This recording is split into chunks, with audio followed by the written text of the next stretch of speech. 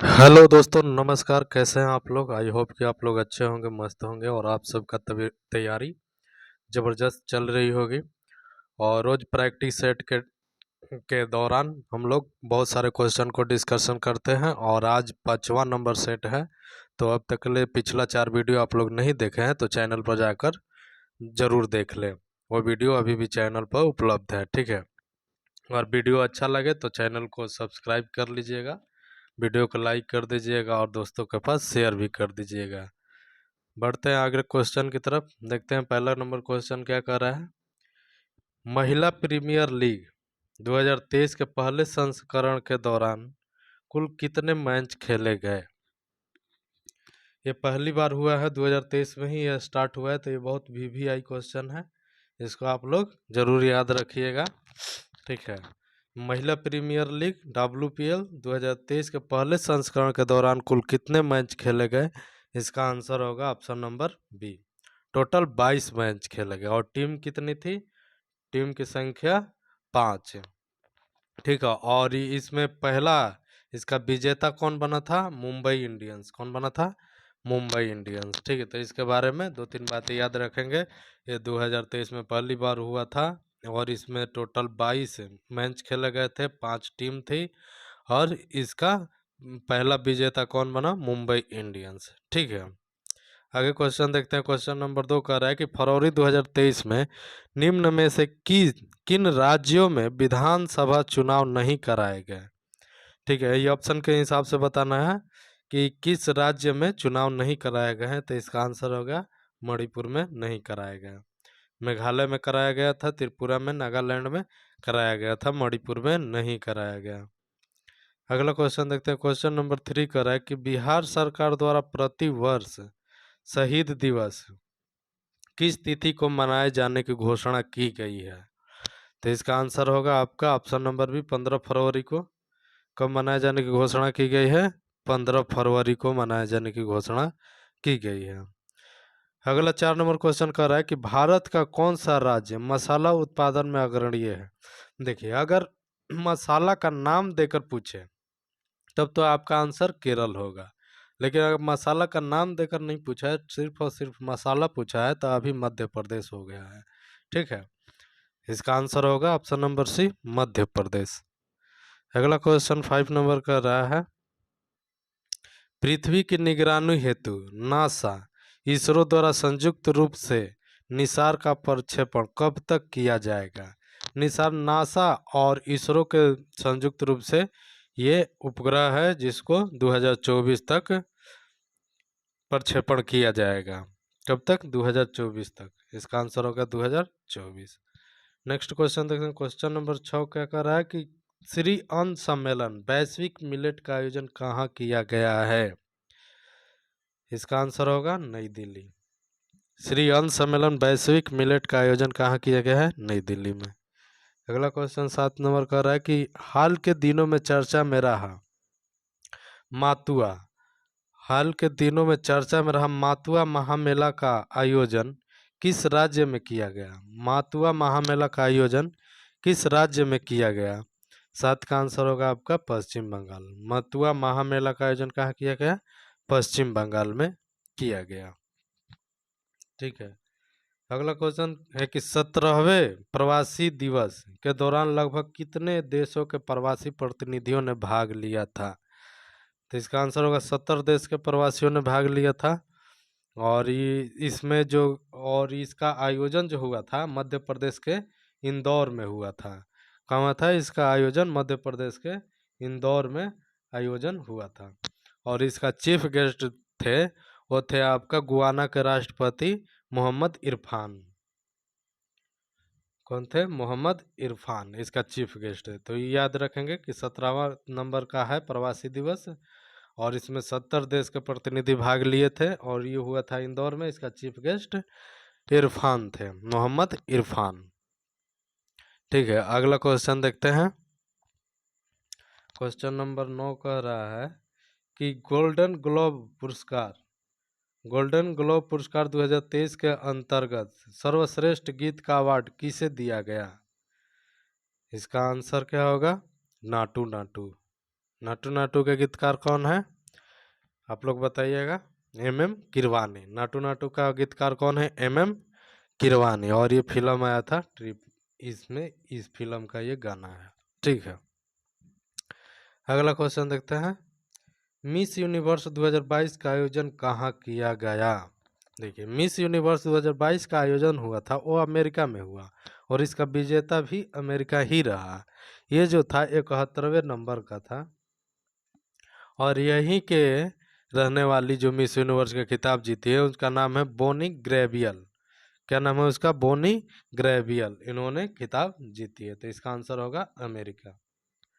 ठीक है, अगला क्वेश्चन देखते हैं। 11 नंबर का रहा है कि हाल ही में किसे विश्व के सबसे ऊंचे युद्ध क्षेत्र सियाचिन के कुमार पोस्ट, सियाचिन में एक पोस्ट है जिसका नाम है कुमार, कुमार पोस्ट पर तैनात किया गया है।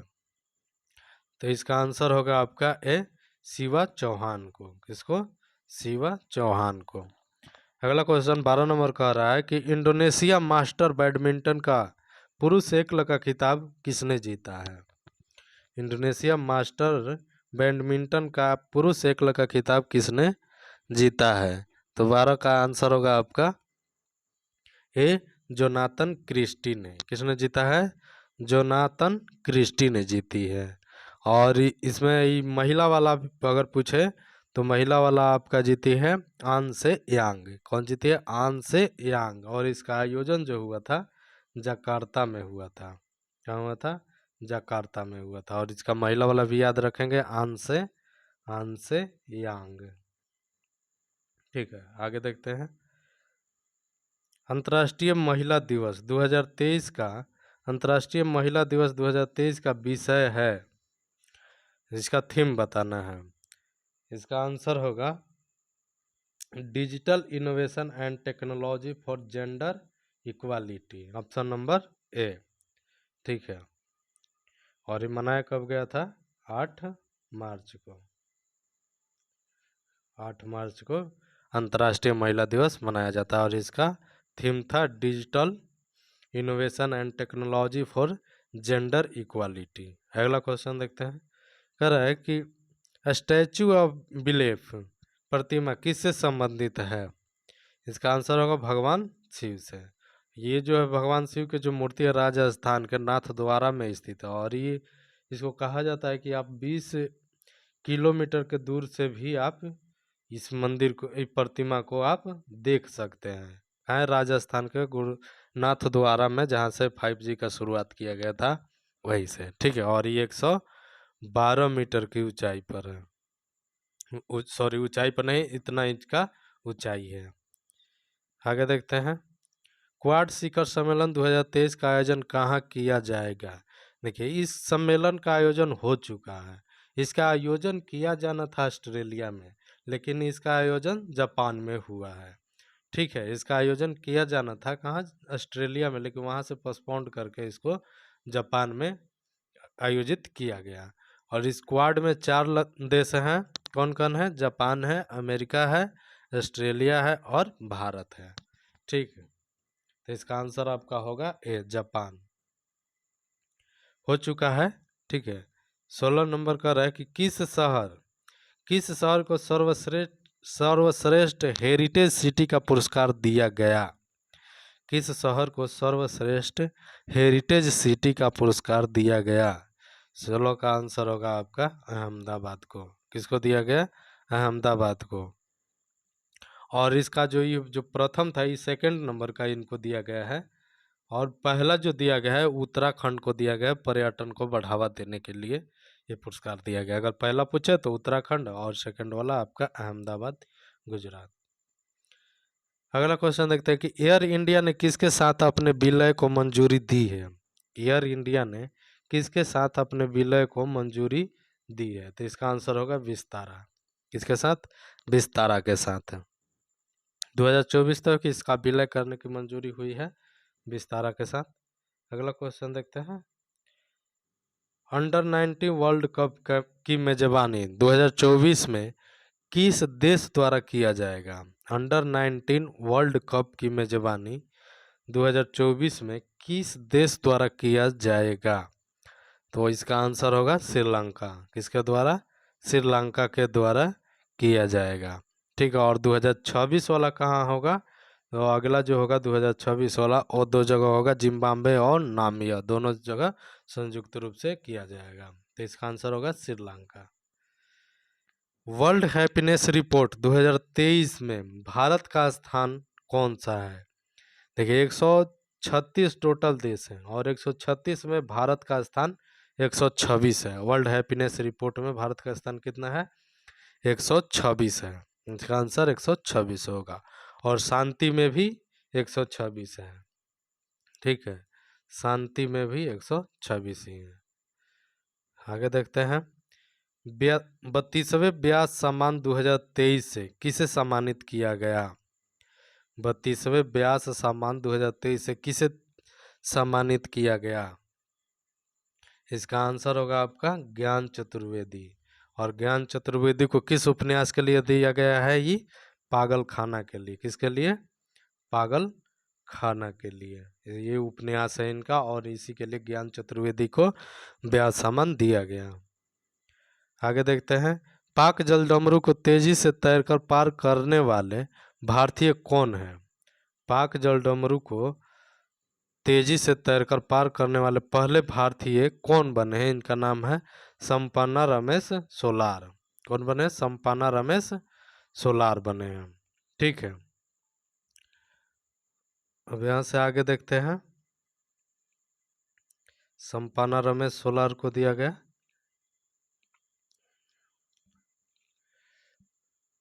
अगला क्वेश्चन कर रहा है कि भारतीय संविधान का कौन सा भाग संविधान की आत्मा कहलाता है? ठीक है, भारतीय संविधान का कौन सा भाग जो संविधान का आत्मा कहलाता है? प्रियम्बल, उद्देशिका। किसको? उद्देशिका को। ठीक है, 48 का आंसर होगा आपका सी। भारतीय संविधान के उद्देशिका को संविधान का आत्मा कहा जाता है। ठीक है, इसको के एम मुंशी ने राजनीतिक जन्म पत्री कहा था। किसने कहा था? के एम मुंशी ने इसको राजनीतिक जन्म पत्री कहा था। और डॉक्टर भीमराव अंबेडकर साहब ने संवैधानिक उपचारों के अधिकार को संविधान की आत्मा और हृदय का। इसका आंसर होगा ऑप्शन नंबर सी, उद्देशिका। अगला कह रहा है 49 नंबर कि भारतीय संविधान का कौन सा अनुच्छेद केंद्रीय सत्कर्ता आयोग का वर्णन करता है? देखिए, केंद्रीय सत्कर्ता आयोग जो है एक सरकार के प्रस्ताव से संस्था लाई गई थी। ठीक है, कि 1964 ईस्वी में, कब? 1964 ईस्वी में सरकार द्वारा पारित एक प्रस्ताव के तहत संस्थानन समिति के सिफारिश पर इसका गठन किया गया था। तो ये गैर संवैधानिक संस्था है, तो इसका संविधान में कहीं भी आपको देखने को नहीं मिलेगा। किसी भी आर्टिकल में सत्कर्ता आयोग का वर्णन नहीं देखने को मिलेगा, इसलिए आपका आंसर होगा डी नंबर, इनमें से कोई नहीं। अगला देखते हैं 50 नंबर कर रहा है कि सांसद की सबसे बड़ी भारतीय संसद की सबसे बड़ी समिति कौन सी है? भारतीय संसद की सबसे बड़ी समिति कौन सी है? वो है आपका प्राक्कलन समिति। इसमें टोटल 30 सदस्य होते हैं और प्रत्येक 1 वर्ष के बाद ये अपना कार्यकाल इनका समाप्त होता है। अगला देखते हैं। प्रत्येक राज्य में लोकसभा तथा विधानसभा के सीटों का निर्धारण परिसीमन आयोग द्वारा किया जाता है। ठीक, इस परिसीमन आयोग को कब तक हस्तक्षेप नहीं किया जाएगा? देखिए, सब भारतीय संविधान के जो 84वां संविधान संशोधन हुआ था संविधान में, उसमें आर्टिकल 82 और आर्टिकल 107 के क्लॉज 3 में इस संशोधन किया गया, और इसमें शर्त रखा गया कि देश में लोकसभा का चुनाव हो चाहे विधानसभा के चुनाव हो, 2026 तक इसमें कोई भी परिवर्तन नहीं किया जाएगा। कब तक? 2026 तक कोई परिवर्तन नहीं किया जाएगा। अगला क्वेश्चन देखते हैं 52 नंबर। भारतीय संविधान के अंतर्गत उच्चतम न्यायालय में विधि के प्रश्न पर राय लेने का अधिकार किसे है? इसका आंसर क्या होगा? राष्ट्रपति को। किसको? राष्ट्रपति को।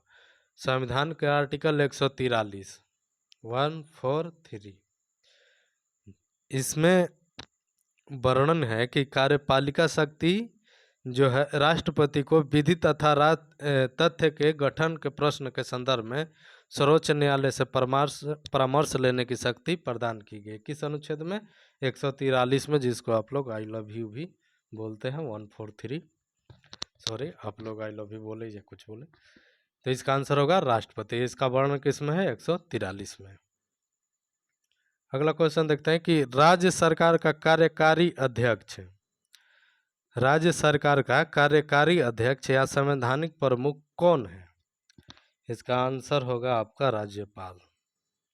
संविधान के 154 आर्टिकल में, कितना में? 154 में के अनुसार राज्य की कार्यकारी शक्ति राज्यपाल में निहित होगी। ये बात स्पष्ट तौर पर कहा गया, इसलिए इसका आंसर होगा ऑप्शन नंबर बी, राज्यपाल। ठीक है, ऊपर वाला 143 को याद रखने के लिए हम बोले हैं। ठीक है, आप लोग इसको गलत सेंस में नहीं लीजिएगा, इसको याद रखने के लिए 143 को बोले। ठीक है, अगला क्वेश्चन देखते हैं कि सतत विकास के लिए आवश्यक है, सतत विकास के लिए क्या आवश्यक है? जैव विविधता का संरक्षण है, पर्यावरण का नियंत्रण ये भी है, निर्धनता को घटाना ये भी। इसका आंसर होगा ऑप्शन नंबर डी, सभी इसका आंसर होगा। वर्षा की मात्रा निर्भर करती है, वर्षा की मात्रा किस पर निर्भर करती है? वायुमंडल में नमी पर। किस पर? वायुमंडल में नमी पर। अगला क्वेश्चन कह रहा है कि नवीकरणीय एवं औद्योगिकीकरण हानिकारक है, किसके किसके लिए? बताना है कि संतुलन के विकास के लिए हाँ हानिकारक है, इसके लिए पर्यावरण एवं पारिस्थितिकी के लिए इसके लिए भी हानिकारक है, जैव विविधता के संरक्षण के लिए इसके लिए भी हानिकारक है। तो इसका आंसर होगा ऑप्शन नंबर डी, नगरीकरण एवं औद्योगिकरण किसके लिए हानिकारक है? इनमें से सभी। इसका आंसर होगा डी। साइलेंट वैली परियोजना, साइलेंट वैली परियोजना निम्नलिखित में से किस राज्य से संबंधित है? साइलेंट वैली परियोजना किस राज्य से संबंधित है? केरल से। कहाँ से है? केरल से है।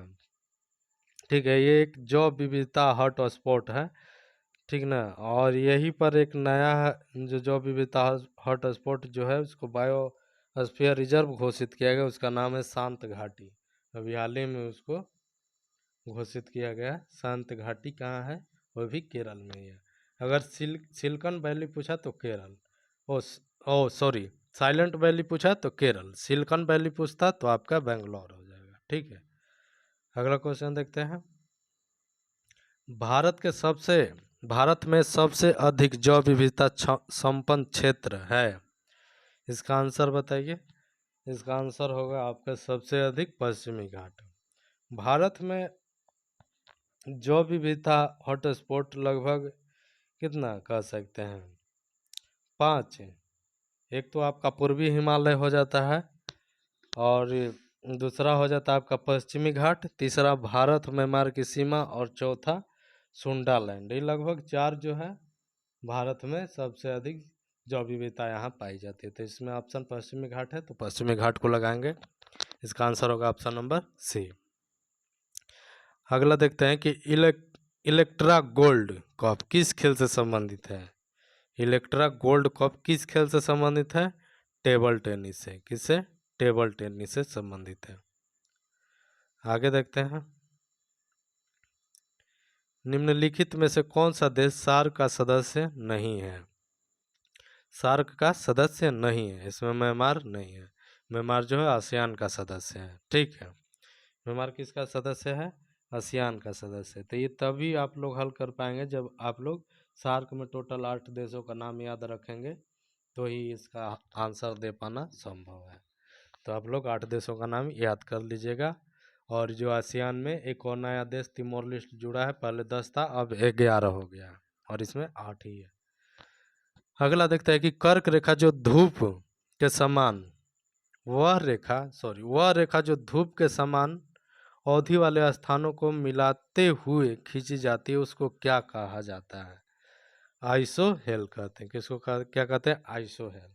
इसमें एक आइसोथर्म है, ये समान तापमान को मिलाता है, और आइसोबार है वो समान वायुमंडलीय दाब को मिलाता है, और आइसोहेलाइन है एक, आइसोहेलाइन है जो मानचित्र पर खींची गई वह रेखा जो महासागर के उन स्थानों को मिलाता है जहां पर समान लवणता पाई जाती है। ठीक है, तो इसका आंसर होगा ऑप्शन नंबर ए, आइसोहेलाइन।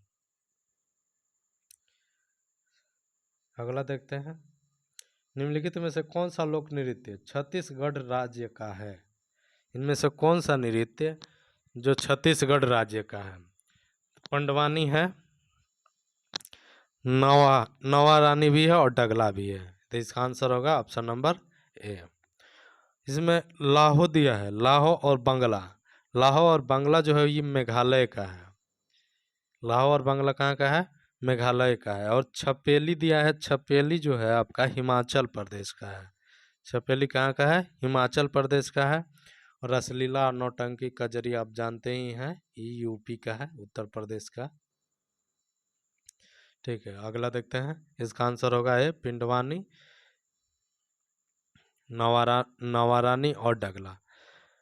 अगला क्वेश्चन कर रहा है कि अंतर्राष्ट्रीय खेल दिवस कब मनाया जाता है? देखिए, एक तो होता है अंतर्राष्ट्रीय खेल दिवस, एक होता है राष्ट्रीय खेल दिवस।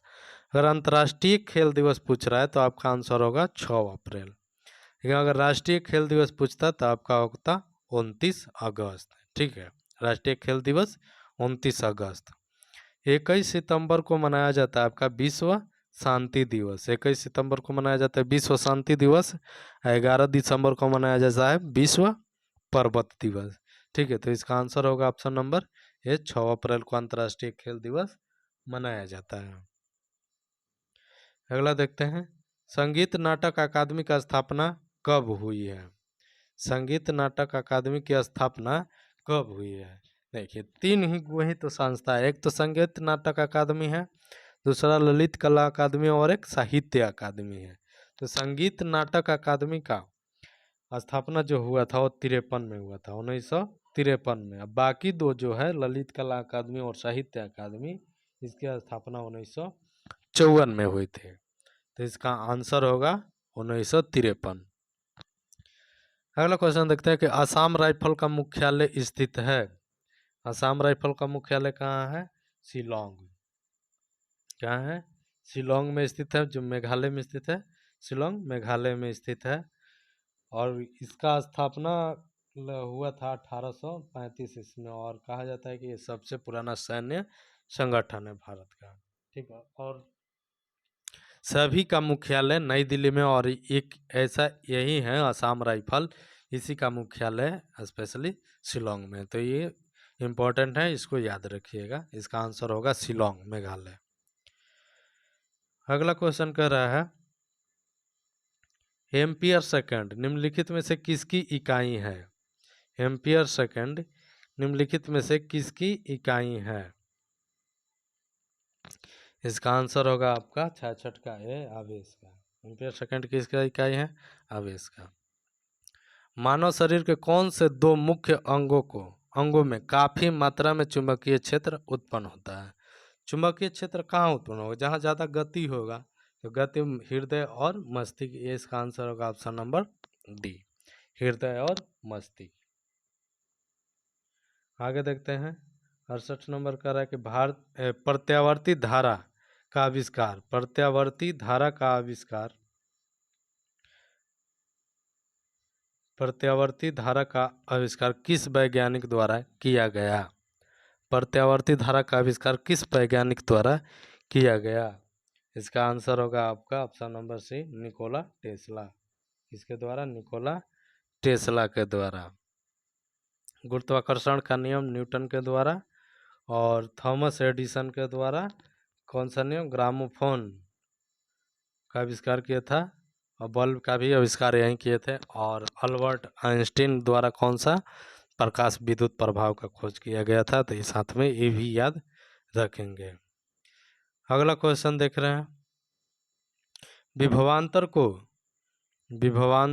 को स्थिर रखते हुए एक परिपथ का प्रतिरोध आधा कर दिया जाए तो धारा पर क्या प्रभाव पड़ेगा? देखिए, V=I/R होता है। ठीक है, तो कह रहा है कि अगर V जो है I × R जो है आधा कर दिया जाए, आधा कर दिया जाए तो धारा पर क्या प्रभाव पड़ेगा। तो यहाँ से आई निकाल लेते हैं, I is equal to 2v by R is equal to 2i। ठीक है, अगर आई बढ़ेगा तो ई भी बढ़े, भी बढ़ेगा, भी बढ़ेगा तो आई बढ़ेगा, तो ये कितना होगा, दुगुना। कितना होगा, दोगुना होगा। तो इसका आंसर क्या होगा, दोगुना हो जाएगी। तो ये फॉर्मूला याद रखेंगे, v is equal to I R. अगला देखते हैं, निम्नलिखित में से किस रंग का विचलन, निम्नलिखित में से किस रंग का विचलन कोण सबसे कम होता है। देखिए यहाँ विचलन कोण पूछा, तो यहाँ आंसर होगा आपका लाल। अगर तरंग दैर्घ्य पूछता, यहाँ विचलन कोण पूछा है, विचलन कोण सबसे कम होता है लाल रंग का और सबसे ज्यादा बैंगनी रंग का। अगर तरंग दैर्घ्य पूछता तो अपोजिट हो जाता, लाल रंग का तरंग दैर्घ्य ज्यादा और बैंगनी का तरंग दैर्घ्य कम। अगला क्वेश्चन देखते हैं, यदि एक वास्तविक वस्तु का प्रतिबिंब बनाने के लिए उत्तल दर्पण का उपयोग किया जाता है तो निम्नलिखित में से कौन सा कथन गलत है। देखिए प्रतिबिंब वास्तविक है, यही गलत है। उत्तल दर्पण में कभी भी, चाहे वस्तु को किसी भी स्थिति पर आप रख लीजिए, उसमें प्रतिबिंब वास्तविक कभी भी नहीं बनेगा। प्रतिबिंब छोटा बनेगा, सीधा बनेगा और P और F के बीच निर्मित होगा, कहीं भी निर्मित होगा तो वास्तविक नहीं बनेगी, वह आभासी ही रहेगा। ठीक है, तो ये बात हमेशा याद रखिएगा कि उत्तल दर्पण में अगर वस्तु को किसी भी स्थिति पर रखते हैं तो उसका जो प्रतिबिंब होगा वास्तविक नहीं बनेगा। इसका आंसर होगा ऑप्शन नंबर ए। अगला देखते हैं, निम्नलिखित में से कौन सा एक आर्किमिडीज के सिद्धांत पर आधारित नहीं है। आर्किमिडीज का सिद्धांत, आर्किमिडीज का सिद्धांत उत्प्लवन बल पर लागू होता है जो द्रव से संबंधित है। तो हाइड्रोमीटर द्रव से संबंधित है, पनडुब्बी, लैक्टोमीटर, तो ये सब है। पूछा गया है नहीं, नहीं है ओडोमीटर। ओडोमीटर वाहन के पहिए में लगाया जाता है दूरी मापने के लिए, इसलिए इसका आंसर होगा ऑप्शन नंबर डी। अगला देखते हैं, निम्नलिखित में से कौन रासायनिक परिवर्तन का उदाहरण है। निम्न से बताना है कौन रासायनिक परिवर्तन का उदाहरण है। मक्खन का खट्टा होना, इसका आंसर होगा ए, मक्खन का खट्टा होना। अगला करा कि निम्नलिखित में से कौन सा एक ऊर्ध्वपातक पदार्थ नहीं है। ऊर्ध्वपातक पदार्थ उसको कहते हैं जो ठोस अवस्था से सीधे गैस अवस्था में बदल जाए, उसको क्या बोलते हैं, ऊर्ध्वपातक पदार्थ कहते हैं। तो इसमें नेफ्थलीन है, कपूर है, अमोनिया क्लोराइड भी है। तो इसमें नहीं जो है वो सोडियम सल्फेट है। इसका आंसर होगा ए, सोडियम सल्फेट। अगला देखते हैं, किसी एक तत्व का इलेक्ट्रॉनिक विन्यास 2 है, 8 है, 7 है, तो इसकी संयोगिता क्या होगी। देखिए अक्रिय गैस आप लोग helium, neon, argon, krypton, xenon, radon याद किए होंगे। उसका परमाणु संख्या है 2, 10, 18, 36, 54, 86। तीन बात को अगर याद रखते हैं तो इसको काउंट करिए, इसको काउंट करिएगा तो 8, 2, 10, 7, 17, इस 17 हो गया। इसको अक्रिय बनाना है तो इसका नज़दीक क्या है, 18 है, तो इसको कितना चाहिए होगा, ऑर्बिट पूरा करने के लिए 1 चाहिए। तो इसका आंसर होगा आपका 1। कितना होगा, 1, ऑप्शन नंबर डी। अगला क्वेश्चन कर रहा है कि वे अम्ल जिसमें हाइड्रोजन के साथ ऑक्सीजन के अतिरिक्त अन्य धात्विक तत्व होते हैं क्या कहलाते हैं। 76 का आपका आंसर होगा ऑप्शन नंबर सी, अनॉक्सी अम्ल। क्या कहलाते हैं, अनॉक्सी अम्ल कहलाते हैं। अगला देखते हैं, मिथाइल ऑरेंज, मिथाइल ऑरेंज का क्षारीय माध्यम में कैसा रंग होता है। मिथाइल ऑरेंज का क्षारीय माध्यम में कैसा रंग होता है। तो इसका आंसर होगा आपका डी, पीला और गुलाबी। कैसा होगा, पीला और गुलाबी होगा। अगला देखते हैं कि एल्युमिनियम ऑक्साइड प्रकृति में कैसी होती है। तो ये उभयधर्मी होती है। इसका आंसर होगा ऑप्शन नंबर सी, उभयधर्मी होगा। अगला देखते हैं, रासायनिक गुणों के मध्य, रासायनिक गुणों के मध्य मेंडलीफ ने किन तत्वों के साथ मिलकर बने यौगिकों पर ध्यान केंद्रित किया था। 79 का आपका आंसर होगा क्या, एक तो आपका हाइड्रोजन हो जाएगा और एक आपका क्या होगा,